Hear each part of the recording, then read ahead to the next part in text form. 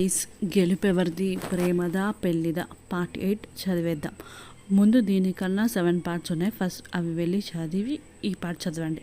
ఎందుకంటే ఆ పార్ట్ చదవకుండా డైరెక్ట్గా ఈ పార్ట్ చదివితే మీకు అర్థం కాదు. సో ప్లీజ్ దయచేసి వెళ్ళి 7 పార్ట్లు చదివి ఈ పార్ట్ చదవండి. ఆలోచించకూడదు అనుకున్న అంకిత్ గురించి ఆలోచిస్తూ వస్తాడు అంకిత్. హాల్లోకి వస్తారు అందరూ. చుట్టుపక్కన కొంతమంది వాళ్ళు కూడా వస్తారు. వ్రతంకి అలా అందరూ వస్తున్నప్పుడే పంతులు కూడా వస్తాడు. ఇంద్రాణి గారు, టైం అవుతుందండి, స్టార్ట్ చేయమంటారా అని అంటాడు పంతులు. పంతులు, అందరూ ఉన్నారు అని అంటుంది ఇంద్రాణి.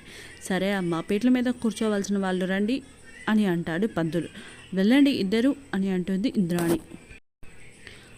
అంకిత్ సైలెంట్గా వెళ్ళి పీటల మీద కూర్చున్నారు. పంతులు పూజ ప్రారంభం చేసి సత్యనారాయణ వ్రతం యొక్క ప్రాముఖ్యత కథ చెప్పి దేవుడికి రవ్వ ప్రసాదం సమర్పించి హారతి ఇస్తాడు పంతులు. అందరు హారతిని కళ్ళకు అద్దుకోండి అని అందరి వైపు చూపిస్తాడు పంతులు. అందరు కళ్ళకు అద్దుకొని దేవుడిని మళ్ళీ కళ్ళారా చూసుకొని దండం పెట్టుకుంటారు. అమ్మ అంకిత వైపు చూసి ముత్తైదులకి వాయనం ఇచ్చి ఆశీర్వాదం తీసుకోండి అంటాడు పంతులు.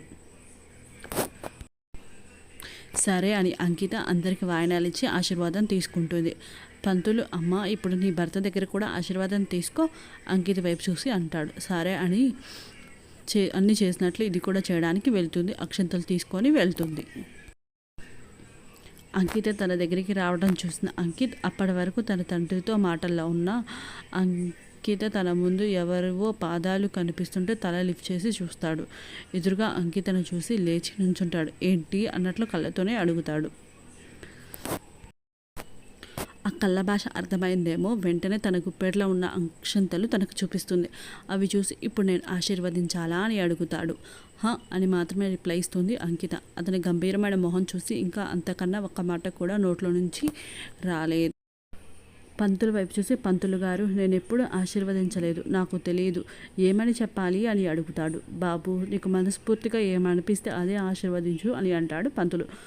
అంకిత మోకాళ్ళ మీద కూర్చొని అంకిత పాదాలు తన 2 చేతులతో తాకి కళ్ళకి అద్దుకుంటుంది.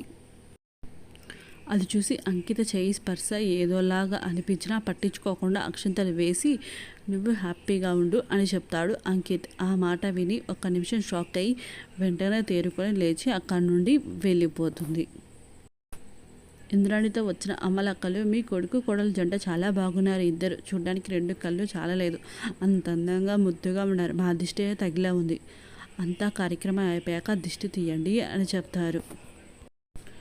ఇంద్రాణి వాళ్ళ మాటలకు మురిసిపోతూ వారికి భోజనానికి తీసుకొని వెళ్ళి వాళ్ళకు మర్యాదలు చేస్తుంది. అందరూ భోజనాలు చేసి మరొకసారి జంటని ఆశీర్వదించి తృప్తిగా రిటర్న్ గిఫ్ట్ తీసుకొని ఎవరింటికి వాళ్ళు వెళ్ళిపోయారు. ఇంట్లో వాళ్ళు మాత్రమే ఉన్నారు.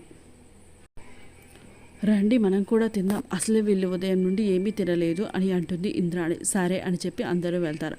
అంకిత్ వైపు చూసి, మీ ఇద్దరు పక్కపక్కన కూర్చోండి అంటుంది ఇంద్రాణి. సైలెంట్గా వెళ్ళి కూర్చున్నారు. సర్వర్ వచ్చి అందరికీ వడ్డిస్తుంది. అందరూ ఒక మాట లేకుండా సైలెంట్గా తింటున్నారు. అంకిత మనసులో, వామ్మో ఏంటి ఇంట్లో ఎప్పుడు చూసినా సైలెన్స్, నా వల్ల కావటం లేదు, ఇలా ఉంటే అసలు నేనేనా అని నాకే డౌట్ వస్తుంది. ఇప్పుడు ఏం చేయాలి? ఎలా అయినా ఎవరో ఒకరిని మాట్లాడించాలి, లేకపోతే మన వల్ల కావటం లేదు ఈ మౌనవ్రతం చేయటం అని ఆలోచిస్తుంది అంకిత. ఇంకా ఉంది. Thank you for reading. Please like చేయండి, షేర్ చేయండి, సబ్స్క్రైబ్ చేయండి.